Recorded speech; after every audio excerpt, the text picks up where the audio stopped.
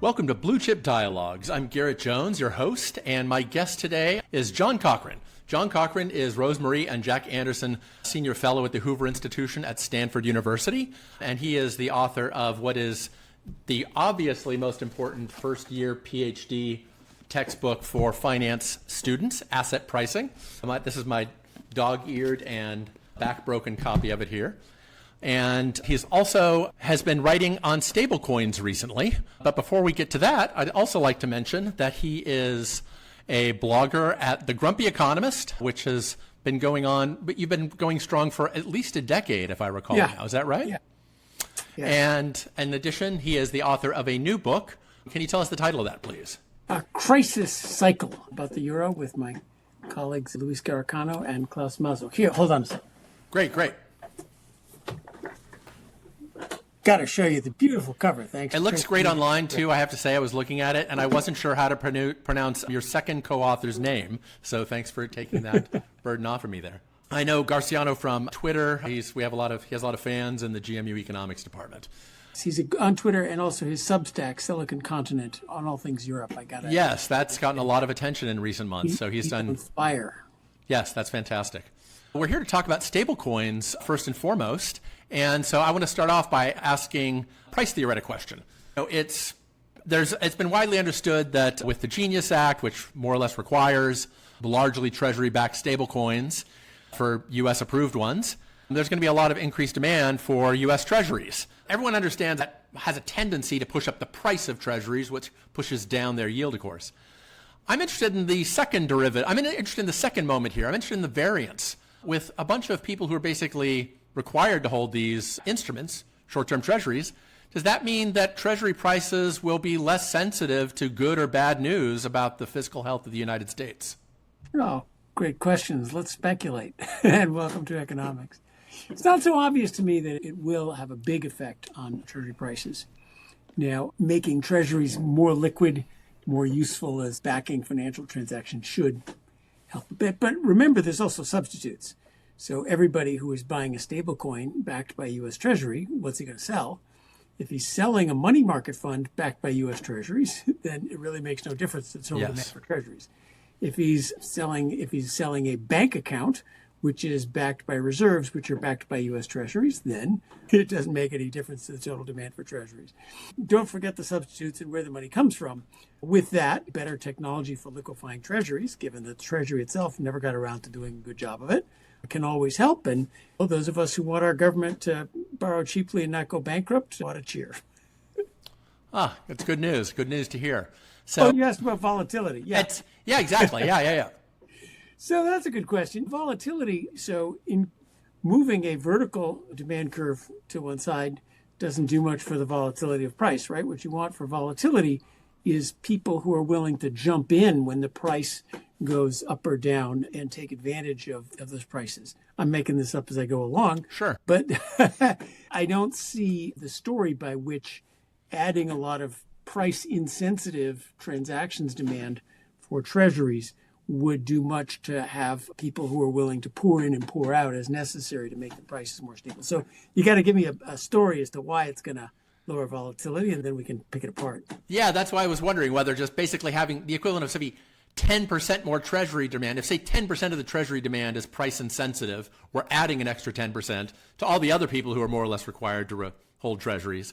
Is there any kind of critical mass point at which you'd say, wow, almost all of the treasury demand, 2/3, 3/4, whatever, is held by people who are required by governments or by very lazy, stable corporations to hold these things? And there's only a small, basically skeptical fringe that's out there testing the prices and evaluating its volatility each day. Yeah, I think that would make the volatility bigger. Okay, there you go. If it's a smaller group, I like that. Now, there is how much can the volatility absorbers take? If they don't have to hold 10%, then maybe they have more room, more capital for trading and more not. But that's actually the worry right now about treasury markets. My buddies who look at the plumbing notice signs of skittishness. And used to be that the treasury said, hey, we want to borrow $1 gazillion. And sure, here it is. And now it seems to be having much more effects on yields, especially on the long-term end, I think there's reason to be worried. Your colleague, Hanno Lustig, is the person who's best known on social media for discussing this. Of course, he's done great work on this empirically. So you're sold on that as being an important story, that the magic nature of the U.S. dollar has gone away to some extent, and it's acting like a regular currency, and its treasuries, its government bonds are trading like regular government bonds. Yeah, that's a very good story. Be skeptical of anything you hear. Mm-hmm. Here's it being the reserve currency and the liquidity value and so forth of government bonds gets you a certain amount of that inelastic demand, like you said. But once you filled that inelastic demand with $30 trillion of treasuries, then that's over. There's only so much that those inelastic demand people want. And now you're into the elastic demand part of and the skittish and the hot money end of the demand curve, and that may be where we are. I'm going to turn to a question that you answered recently in a Chicago booth survey. You were asked about stablecoins. The number of the panelists were asked about this.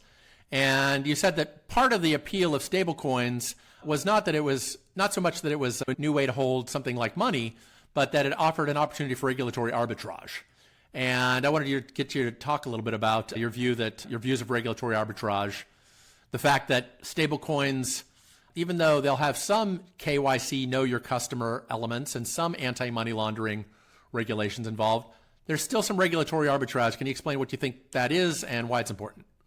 Yeah, let's delve into that a little bit. And by the way, you do your homework if you're reading my answers on the Booth Financial. I do love the Booth surveys. We've used them a lot here at GMU. A lot of fun. What's interesting about stablecoins is that they implement with new technology, new execution technology, very old financial ideas. When a stablecoin is a promise to pay $1 backed by short-term U.S. Treasury debt. That used to be called a federal money market fund. There's a little bit of demarked to net asset value, whatever. It could be or you could call it an ETF that holds short-term treasuries and has a liquidity buffer to maintain a $1 per share.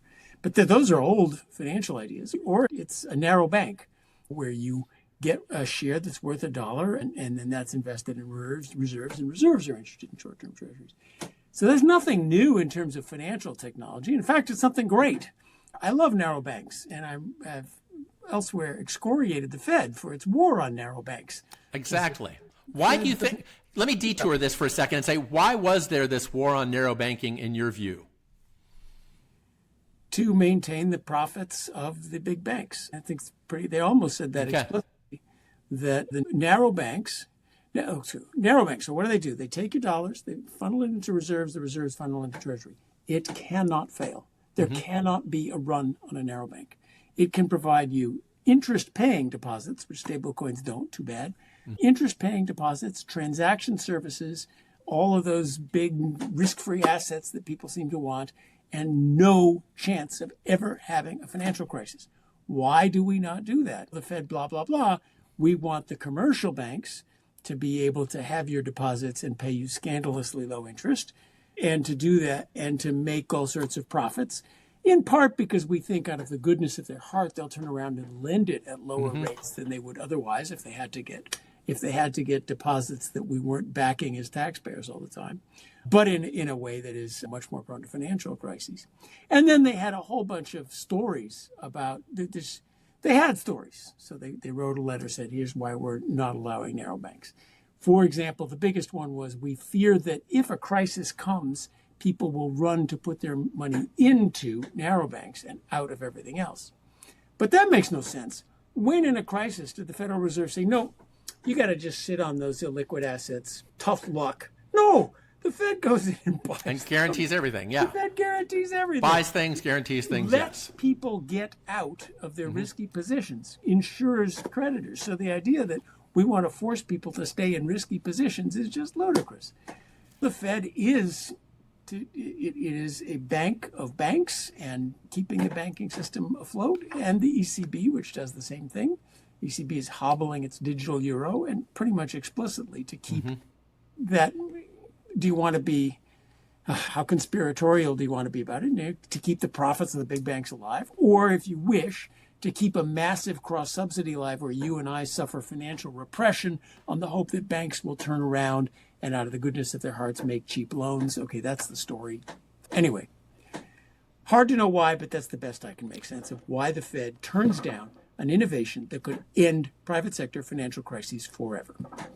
And yet the entire stablecoin business model, at least almost all of the model that's worked over the last decade, has been narrow banking. So this is where the Chicago dream is coming true, because narrow banking, as the audience should know by now, is basically a Chicago fantasy. It's something Milton Friedman pushed for part of his career. And before Friedman, it came out of the Chicago plan in the 1930s, where our country made a choice.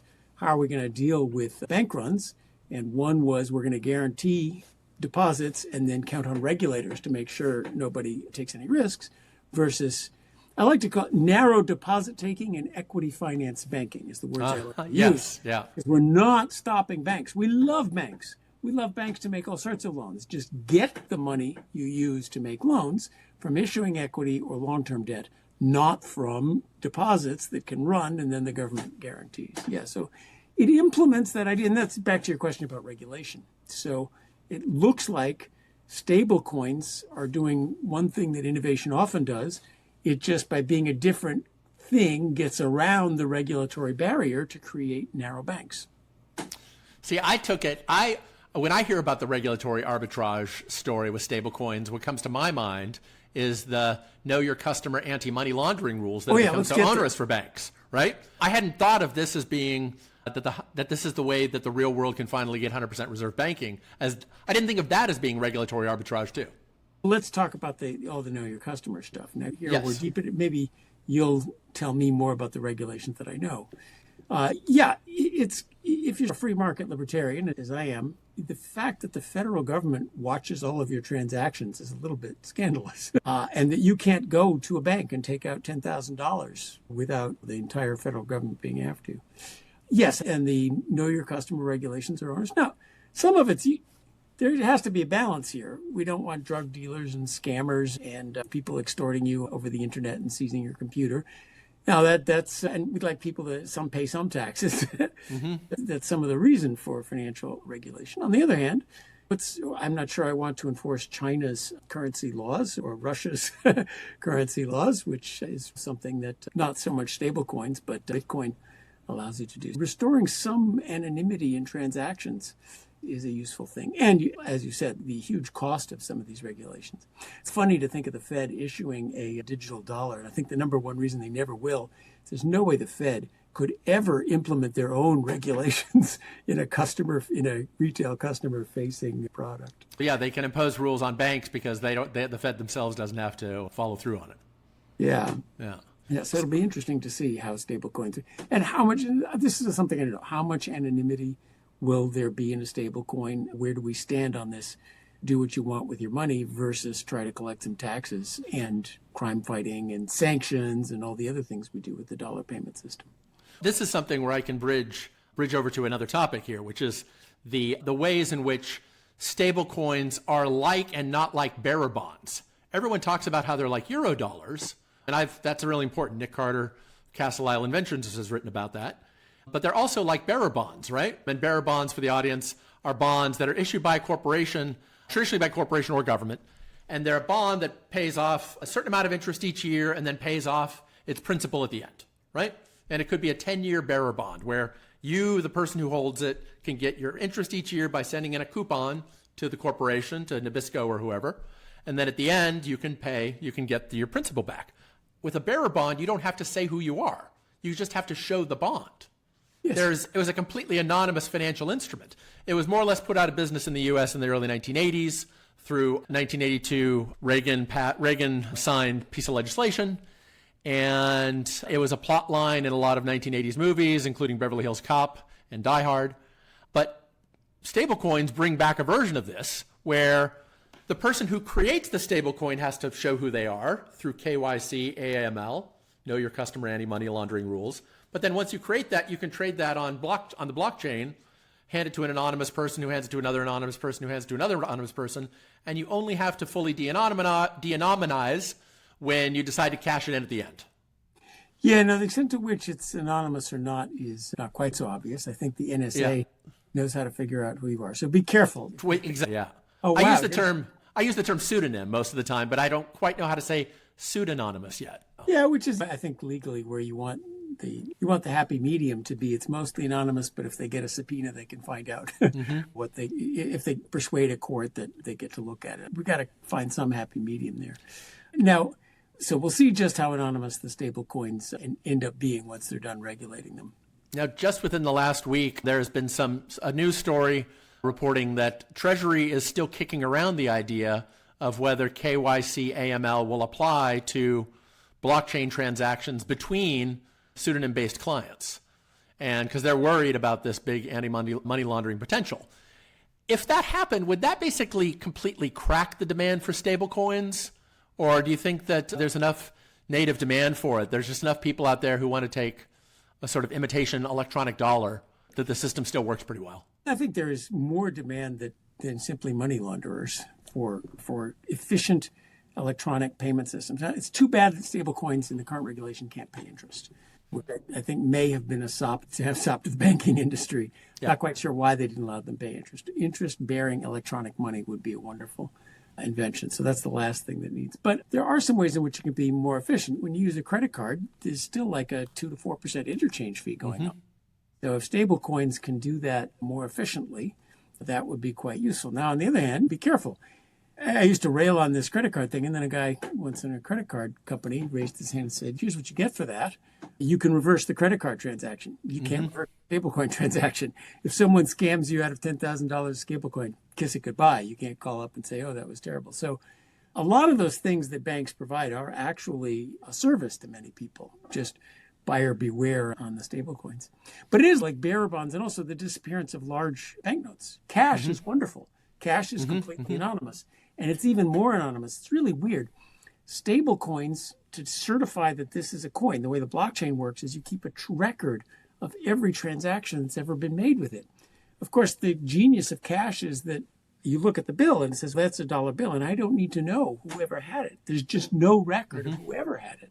I hope someday they invent a coin that is certified that it's a genuine coin by its own properties, not by the whole record of its transactions. And that would actually be, you got to realize blockchain is computationally very inefficient. Yes. Having it in a central ledger is much more computationally efficient, but then it becomes a bank and all sorts of regulations. And it's amazing. The stable coins and cryptocurrency more generally have taught a lot of us to appreciate the value of currency all the more because, it, like you said, it just currency accomplishes all these things without any need for any centralized record.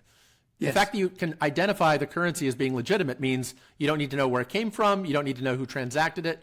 You don't need, and because of law, you don't need to know whether it was once used for something evil by someone 6 months or 2 years ago. Except you can't get it in denominations more than $100. More than $100, yes. And if you try to use more than $10,000 of it at any given time, the government comes after you. So we've kind of hobbled that wonderful anonymity that cash once had. Yes. And for reasons. If you have that anonymity, then no one will pay their taxes. Maybe we need better, instead of hobbling transactions, maybe we need better ways of collecting taxes, better ways of going after people, illegal people, than monitoring everybody's transactions. Yes, I've thought that part of the concern with stablecoins is that people will use it to evade U.S. taxes. But I assume that other countries will put pressure on Treasury to make sure that stablecoins aren't being used to help other people avoid the taxes in their countries. Yes. The question is, how much should the U.S. care whether somebody in Indonesia is paying their taxes? That's where we have some good and some bad international tax treaties to try to help that happen. But yeah, and especially China has currency controls. Do I care if someone uses Bitcoin to get money out of China and invest in the U.S.? No, I'd kind of like to encourage that personally. So we'll see how that goes. It also is, I have seen stable coins are becoming more useful for international transactions. If you've ever tried to get money from here to even Germany, let alone Ukraine or someplace like that, it's a nightmare to go through the traditional banking system. That's a tremendously inefficient system. So stablecoins seem to be making big inroads in there. I know Stripe, for example, is inaugurating international payments mediated via stablecoin rather than through the sort of 1970s wires of the SWIFT system. Yeah. And also that's going to get around sanctions. The U.S. puts a lot of sanctions on the old system. The stablecoins may get around that too, for better or worse. To me, one thing that I noticed in the world of stablecoin innovation is that European banks were actually ahead of the game in adopting and being interested in this technologically. Société Générale created this thing called Forge, And I wonder if you have a sense of why they were leaders in this. My hunch is it has something to do with their experience with Eurodollars. The problem is, of course, they're hobbled by European regulations. That's the trouble. And Europe has now really clamped down on European stablecoins. They've introduced this digital euro, which is doomed to failure because you can only have 3,000. You can only have 3,000 euros of it. It can't pay interest, and businesses aren't allowed to hold it at all. That's going to work great.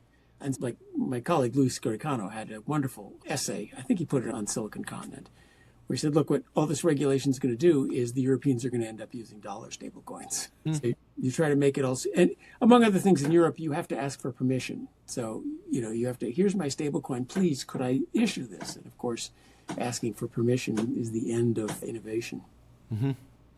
Now, I want to turn to a question that overlaps with your book, Fiscal Theory of the Price Level. Oh, thank you. We get to sell more books. Exactly. I'm very glad you issued a PDF of it like years before you actually came out with it in print, because we all know how long things take to publish in academia. So that gave me some lead time in learning this, right? Because there are a lot of big ideas in there, right? A lot of them, they look familiar to modern macroeconomists, and then one needs to read it quite carefully. And so I'm thinking about, in particular, about the fact that the fiscal theory, your version of the fiscal theory, emphasizes what I think of as a cash in advance constraint, but it applies just to the government. Is that a fair way to sum up what's going on there? No, but probably you have something more sensible in mind that I'm not understanding. So the cash in advance constraint says I must hold money before I make a transaction. It lies behind the standard theory of money, that money is intrinsically worthless, but we hold it because it's useful to make transactions. The fiscal theory of the price level takes the exact opposite extreme, and it is an extreme, where money is valued because it's backed by something. So in the old days, money, you could say, why is money valuable? You could say it's a piece of paper that's worthless, but we got to hold some of it to buy our stuff. Or you could say it's valuable because the dollar will give you 1/32 of an ounce of gold. So that anchors the value. So fiscal theory of price level is a modern version of a backing theory of money as opposed to a transactions demand theory of money. The money can be useful for transactions or not, but to first order, it gains its value from the fact that you got to pay taxes with the stuff. That's the point that I'm thinking of, the fact that you've got to pay taxes with the currency. Yes. So that's what I mean when I say the cash in advance constraint applies to the government. So you did have something totally sensible.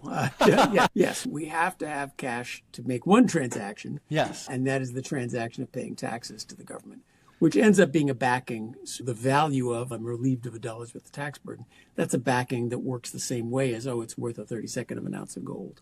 So now it seems pretty obvious to me that whether one pays these taxes, if perchance the U.S. government decided people could pay through stablecoins, that by itself doesn't change the predictions of your theory at all, because it's just another form of a dollar. Exactly. The dollar is a unit of account that allows you, if the government takes stablecoins, fine, they're not going to get stablecoins. But the stablecoins, in fact, stablecoins are a good example because the stablecoins are backed by treasuries. Mm-hmm. So if I give the government to pay my taxes a maturing treasury bill instead of giving them a physical dollar, that works the same way. It's a way of eliminating the government debt, which is, it gives value to government debt. And that's the first insight of fiscal theory, is that money and government debt are all basically the same thing. They're the same. There's no, this whole monetarist thing about switching money versus government debt doesn't really matter. One is 2 5s and the other is 10. Yeah. Some of us saw versions of this floating around in budget constraints in grad school, where you see M plus B, money plus bonds. And then you realize, there's something quite similar there, right? There's a symmetry between the two. Yeah. And especially now that money pays interest. Almost all money is reserves. Reserves pay interest. So reserves are just overnight floating rate government debt. So is there a way that a government could change its requirement for tax payment that would have big effects on the price level under the fiscal theory? Oh, yeah, sure. We're not charging taxes anymore. You get a lot of inflation. I'm thinking of something a little more practical, maybe. Suppose Euro-based countries said you can pay your taxes in euros or dollars. Yeah, that would have an effect. Of course, that would raise the demand for dollars and lower the demand for euros. Mm-hmm. European government debt still says we'll pay you euros, so it might not make that big a difference. So you're making me think hard on my feet. No problem, yeah. To be determined whether that makes a huge difference or not. Fundamentally, the big question is, there's euros outstanding. Let's take the U.S. There's dollars outstanding. Yeah. Inflation is always too much money chasing too few goods. So one way of looking at the fiscal theory is if there's too much money chasing too few goods, the answer is we need to soak up the money. And one way to soak up the money is with tax payments. So the other way to soak up the money is to sell bonds. But bonds are people will only give you money for bonds if it's worth something in the future. You got to soak up the bonds with future tax payments. So the ability to soak up money with current and future tax payments is how the government can stop an inflation. That's another way of thinking of the fiscal theory. And the last is just like stock. So bonds are stock in the government. Yep. If we lose faith that the government's going to pay back this money, what do? We try to get rid of the bonds. And the only way to get rid of the bonds is to buy stuff. So that sends up the price level. So those are my three good stories for fiscal theory of the price level. Yes. And what I like about, of course, one of the things that pulls me in is that all of them have elements of finance to them. And they feel like macro at the same time. I learned one thing early in life, price is present value of dividends. And now I'm a 2-year-old with a hammer and I see this name. And just one last plug for fiscal theory. All theories depend on specific institutions. If we had gold coins, fiscal theory wouldn't apply. Yep. If we had clamshells, fiscal theory wouldn't apply. If we used euros, then the European fiscal theory would apply, but wouldn't be U.S.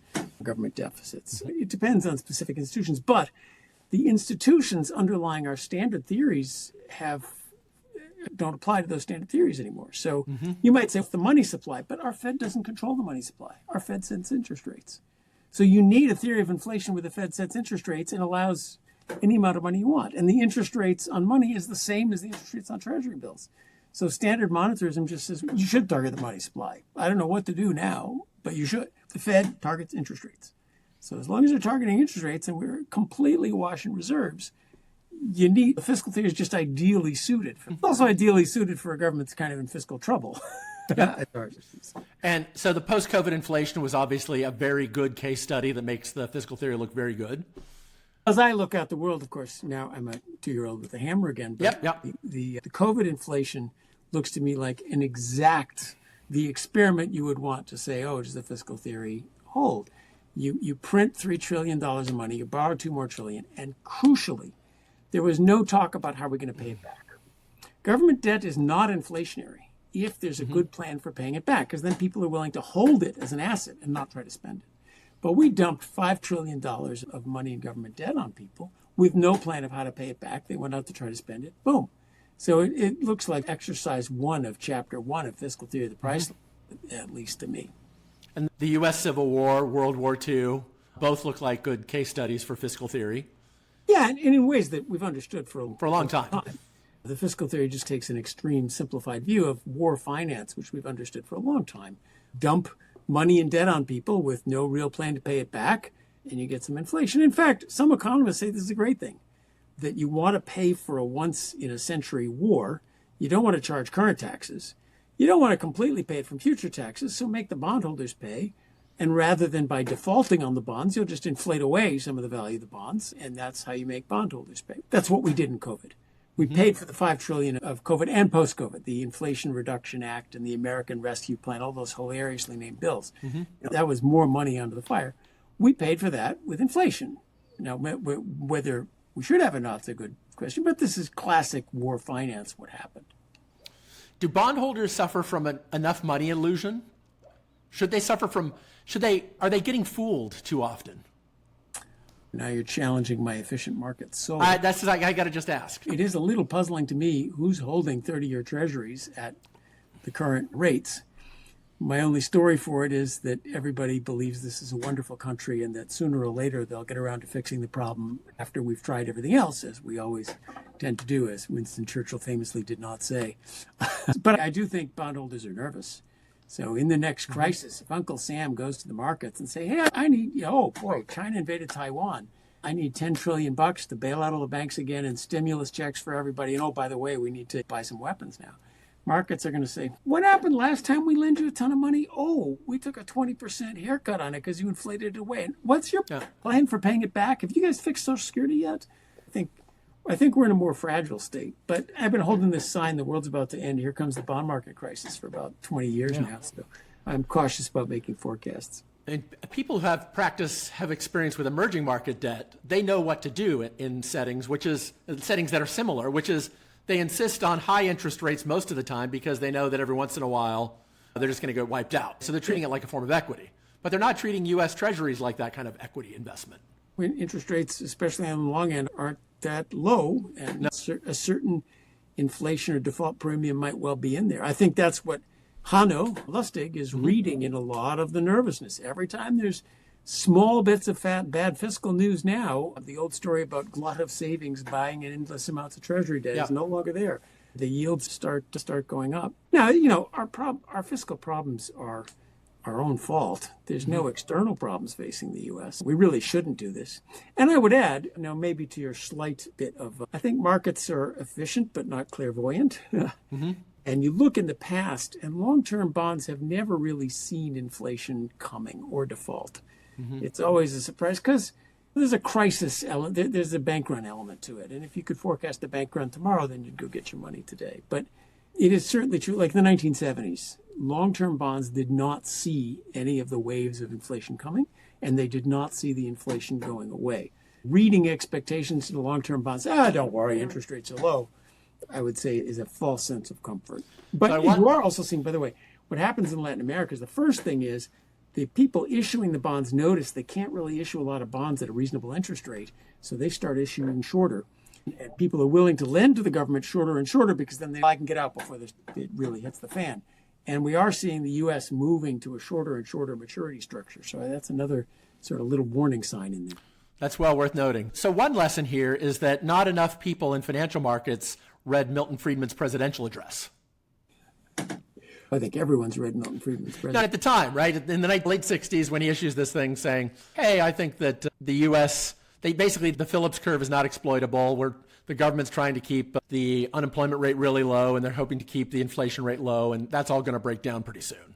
Not enough people, certainly in the halls of Harvard, Yale, and MIT, read Friedman's presidential. I just wonder if, some part of me wonders if there were any Chicago-trained grad students in the room who then went off to Wall Street within a year or so and were like, they made a bunch of money off this. It's funny how financial commentary and the Fed continue to think about the macroeconomy in a completely... Rip Van Winkle from 1970 could come back to the Fed financial markets and be completely comfortable with how they analyze the economy. There's this Phillips curve and stable trade-off, and the only way to get inflation down is to somehow something about labor markets is what brings inflation down.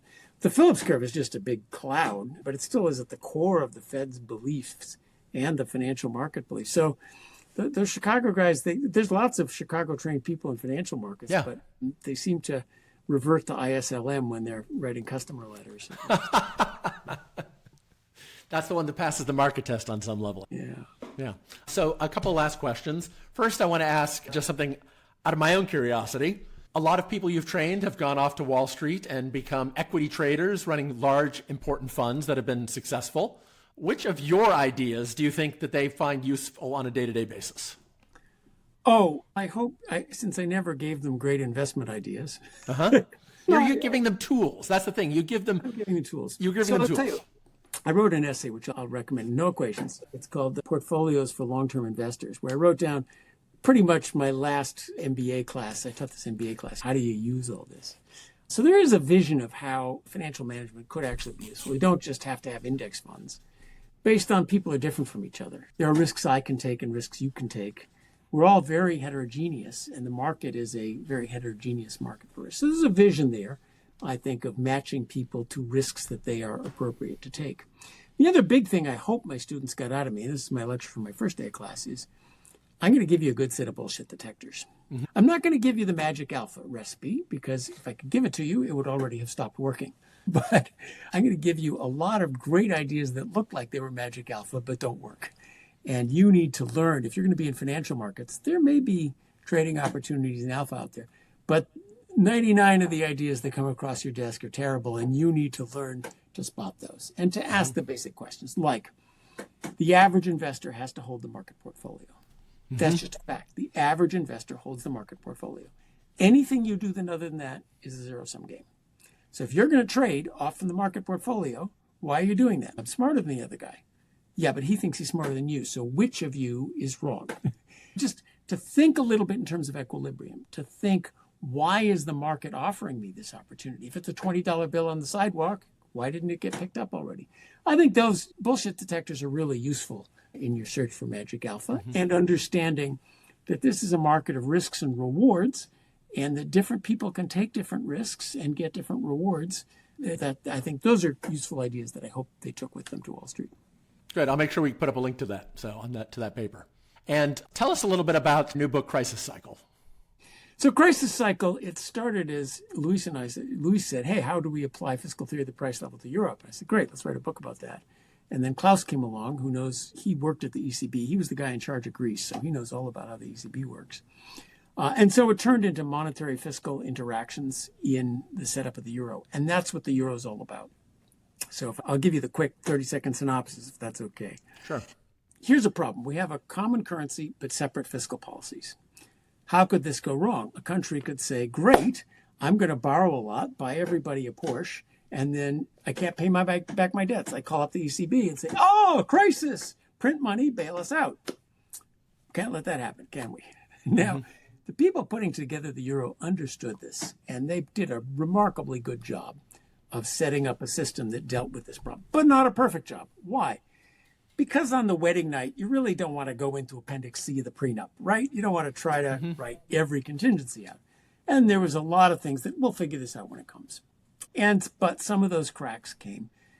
Crises came that nobody imagined. The ECB, the only game in town, flooded everybody with money. And that wasn't, we're not even criticizing that. But the process of refining, of reforming, of fixing the system is what didn't happen and needs to happen. So where are we now is the ECB originally was a central bank, independent, only price level is its mandate. It doesn't buy government debt. But the ECB now, of course, has all sorts of other goals, and it's buying enormous amounts of government debt. And it is widely perceived that it will not let spreads on Italian bonds rise or any country default. Adding to so its countries now don't feel much incentive to not borrow too much and spend too much because they know the ECB will always buy their bonds if necessary. So we're back to that fundamental moral hazard. Adding to it, if you have a currency union without fiscal union, countries must be like companies. They must eventually default. Companies default and they don't leave the dollar zone. So if you're not going to get bailed out, then eventually somewhere down the line must be, I'm sorry, you're getting 20 cents, you're getting 80 cents on the euro. Country debt must be risky. Now, there's nothing wrong with risky country debt. Corporate debt's risky. We handle that fine. But European banks get to treat country debt as completely risk-free. Yes. So the problem then is that the banks are stuffed with sovereign debt. That means should a sovereign ever default, and default means a little bit of a haircut or restructuring, whatever, then all the banks go under. So you have a hostage. So you need to get the hostage out of the situation. Country debt must be treated as risky for banks. Banks should not be holding lots and lots of sovereign debt, and certainly not their own sovereign debt. If they're going to hold sovereign debt, it needs to be a diversified portfolio of European sovereign debt so that a country can default without tearing down the financial system. And you need something like bankruptcy. So it's not just payback or default. The way things work, a country gets in trouble, you need a mechanism that's like bankruptcy court. Real bankruptcy is restructuring. You need, something like we'll chip in and we'll help you, but here's the policies you got to follow to get out of trouble, something that helps to work around things. So those are our major reform categories, as well as the sense of what the problem is. So let me close with a question that brings this back to stablecoins. So you said that European banks shouldn't be allowed to hold too much sovereign debt because those are it turns the banks into hostages. Should stablecoin projects be allowed to hold too much U.S. Treasury debt because then they become too big to fail? This is the big question that I left hanging at the end of Fiscal Theory of the Price Level. I and we have designed a monetary system that works around the presumption that sovereign debt might inflate but won't explicitly default, and hopefully doesn't inflate too much as well. And so we've made sovereign debt into our money, basically, which is fine so long as the country pays back its debts. And it's better than what our money used to be. There used not to be a lot of sovereign debt. So the money in the 19th century, what was it? What can you back money with? You can back it with loans, to real estate loans. That's a pretty good backing for money. It pays pretty regularly, right? It's a long-term asset. That's a nice backing. But of course, loans aren't great because every now and then there is a crisis and the loans fail. The present value of future taxes of a well-run country, that's a much more stable backing for money than real estate was. So that's where we have come so far. Now, comes the great global sovereign debt crisis, then the basis of our money is no longer safe and we got to look for something else. That's what Bitcoin had in mind. They want to get a unit of account. A stablecoin is just another version of sovereign debt. They want a different unit of account. Theirs is back to fiat money, but can we create some asset that works in the world where sovereign debt has all failed, but somehow the computers still work? That was so there's a problem of libertarian midnight fantasies that we worry about things like that, which I didn't spend a lot of time on in fiscal theory, but it is. Our current system is based on the sanctity of sovereign debt. So you, governments, could you not screw this one up, please? A global sovereign debt crisis, which is, I think, much more a reality, an advanced country sovereign debt crisis. It happens in Latin America, but when it happens to the U.S. and Germany, there's no one to come bail us out. And the financial system and the monetary system is all predicated on sovereign debt, not defaulting and not inflating and not being suddenly taxed away. That would be a financial catastrophe. So I hope we don't have to come back and invent the new unit of account, because the current one is awfully nice. It is indeed. Thanks very much for being here, John. This has been John Cochrane speaking with me today. He's the author most recently of Crisis Cycle, Challenges, Evolution, and the Future of the Euro.